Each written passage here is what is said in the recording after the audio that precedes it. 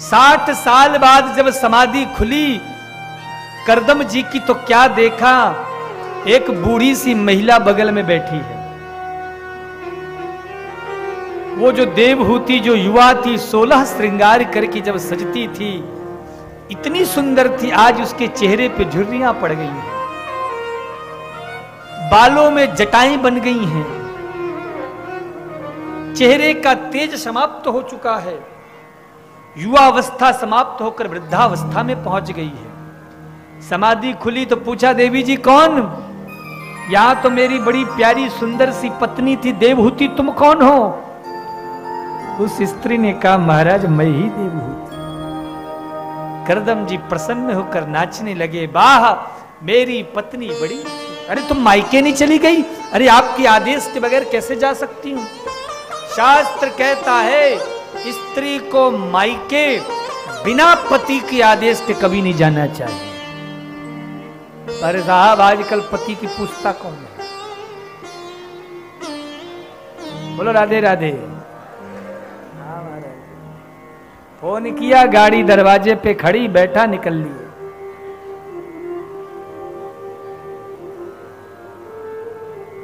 शिव जी से कहती हैं गौरा भवानी, पति घर जाने की आज्ञा दो स्वामी। पार्वती जी माता सती ने शंकर जी की बात नहीं मानी और चली गई अपने मायके। क्या गति हुई आप सब जानते हैं। इसलिए स्त्री का कर्तव्य है, बहू का पहला कर्तव्य, 2-3 बातें मेरी आप गांठ बांध करके रख लो, तुम कभी ससुराल में दुखी नहीं रहोगे। ससुराल में कभी अपने मायके की बात नहीं करनी चाहिए साहब। पहली बात, आजकल की महाराज मैं बहुओं को देखता हूं ससुराल में पांव धरेंगे, अपने मायके की तारीफ शुरू, मेरे भैया ऐसे, मेरी मैया ऐसे, मेरे लिए ऐसा करते, मेरे लिए वैसा करते, वो भी किसी और से नहीं, अपनी सास ससुर से। तो महाराज मायके की चर्चा बिल्कुल नहीं करना चाहिए यदि आप ससुराल में सुखी रहना चाहते हो। तो यदि आप ससुराल की बात मायके में और मायके की बात ससुराल में करोगे, जिंदगी में ना तुम ससुराल में यश पाओगे और मायके में तो कुछ समय बाद वहां से भी तुम्हारा सम्मान खत्म हो जाएगा। पहली बात। दूसरी बात, यदि तुम्हारा विवाह हो गया है, तुम अब किसी और के घर की सम्मान हो गई हो, तो बहुत ज्यादा फिर अपनी मां से बात भी फोन में नहीं करना चाहिए साहब। आजकल बहुत सी बेटियां हैं ससुराल गई, ससुराल में कदम पहले जाएंगे, फोन पहले आएगा, बेटी पहुंच गई? हाँ मम्मी। सास ने कुछ बोला, अरे वो बुढ़िया तो देखते ही महाराज नाक सिकोड़ लेती है। पहली बात। दूसरी बात ध्यान देना, 90% मैंने घरों में देखा है, 90% घरों में मैंने अनुभव किया है साहब, जिन घरों में भी बिलगाव होता उस घरों का सबसे बड़ा ज्यादा योगदान बेटी की मां का होता है। जो बेटी मां से अत्यधिक वार्तालाप करेगी, चाहे फोन हो, चाहे वीडियो कॉल हो, चाहे सोशल मीडिया, तमाम माध्यम है साहब आजकल, समझ लेना वो मां अपने ही बेटी का घर बर्बाद कर रही है, अपने ही बेटी के घर को समाप्त कर रही है। इसलिए यदि आप चाहते हो कि आपकी बेटी अपने ससुराल में खुश रहे, तो बेटी से मतलब रखना बंद कर दो, जितना कम से कम आवश्यक ही बात करो। आजकल दिन रात लगे रहते हैं। तीसरी चीज, यदि आप चाहते हो कि ससुराल में खुश रहूं, तो सास को मां से भी ज्यादा प्रेम करना शुरू कर दो। फिर देखो महाराज, कौन कहता है सास बहू में झगड़ा होता है? फिर देखो महाराज, जिस दिन तुम अपनी सास को मां से ज्यादा प्रेम करने लग जाओगी, उस दिन तुम्हारा ये ससुराल ही पराया घर नहीं, तुम्हारा अपना घर बन जाएगा।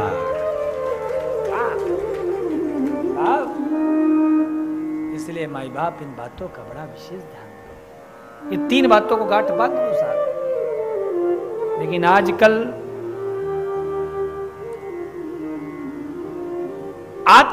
करदम जी प्रसन्न हो गए।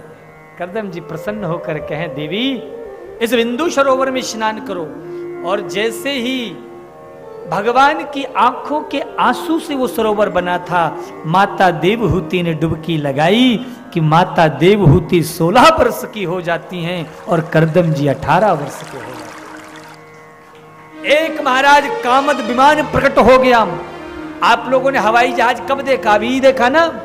लेकिन हमारे शास्त्र में तो महाराज हजारों साल पहले विमानों की रचना हो गई थी। विमान शास्त्र भी है, उसमें लिखा है कैसे हवाई जहाज बनाई जाती है।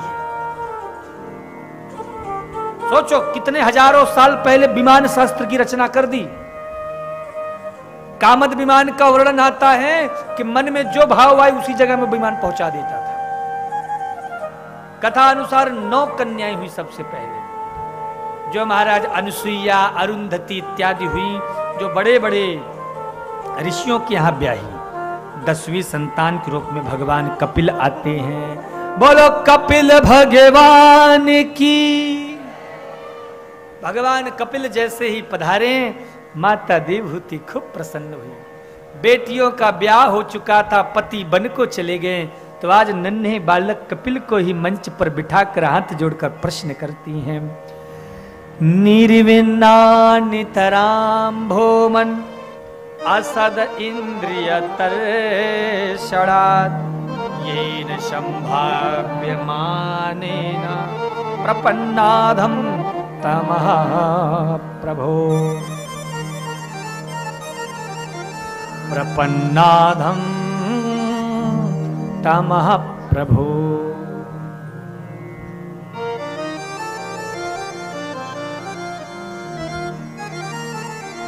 प्रभु, ये इंद्रियों से मेरी अब विरक्ति हो गई है।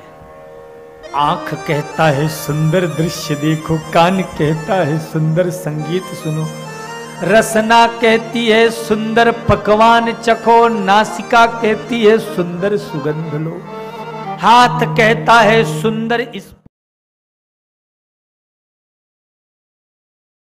कुछ हो जाती हूं, करूं तो करूं क्या, सुनूं तो सुनूं क्या।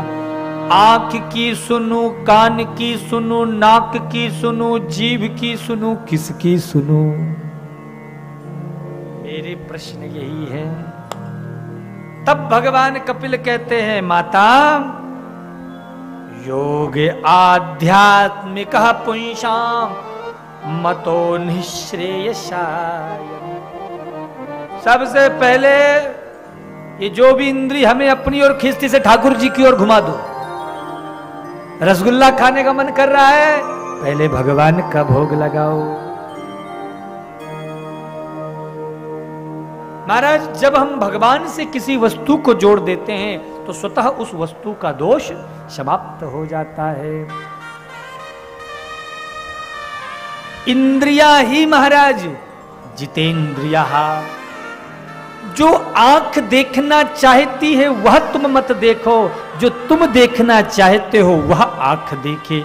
जो कान सुनना चाहते हैं वह तुम मत सुनो, जो तुम सुनना चाहते हो वह कान सुने। जो रसना चखना चाहती है वह तुम मत चखो, जो तुम चखना चाहते हो वह रसना चखे। तुम इंद्रियों के गुलाम मत बनो, इंद्रियां तुम्हारी गुलामी करें।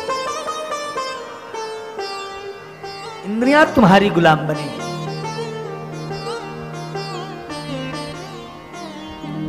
दूसरी बात, इस संसार में सुख कहीं नहीं है। गर्भ में तो महाराज बड़ा सुख। मैया सच कहता हूं, गर्भवासम समम दुखम न भूतो न भविष्यते। जीव को गर्भ में जितनी पीड़ा होती है ना, उतनी पीड़ा संसार में कभी नहीं होती, किसी जगह नहीं होती। हाँ, मां के गर्भ में पल रहे हजारों कीड़े मकोड़े जब जीव के कोमल शरीर को काटते हैं तो जीव चिल्लाता है, कहां हूं कहां हूं कहां हूं, मैं कहां आ गया।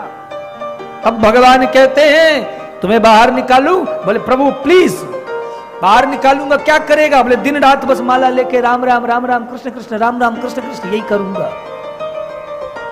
बोले पगले पिछली बार भी यही कहा था, लेकिन जैसे ही बाहर गया, mumma daddy my wife is my life.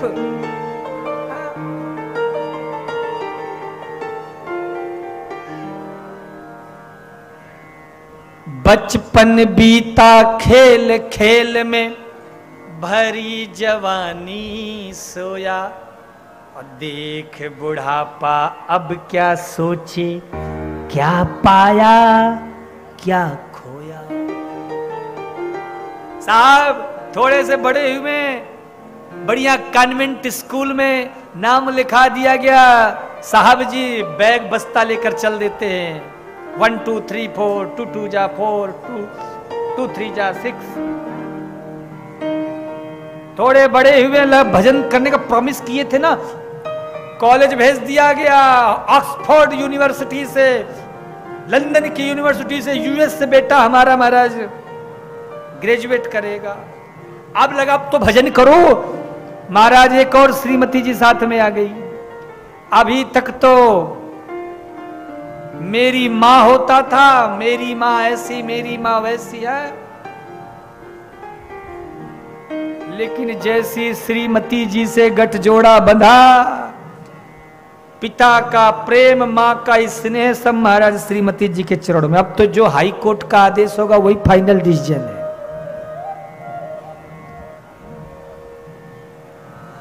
एक बच्चे को जन्म देने के लिए मां अपनी सुंदरता का परित्याग कर देती है, और वही बच्चा जब बड़ा होता है तो सुंदर स्त्री के पीछे अपने मां बाप को छोड़ देता है।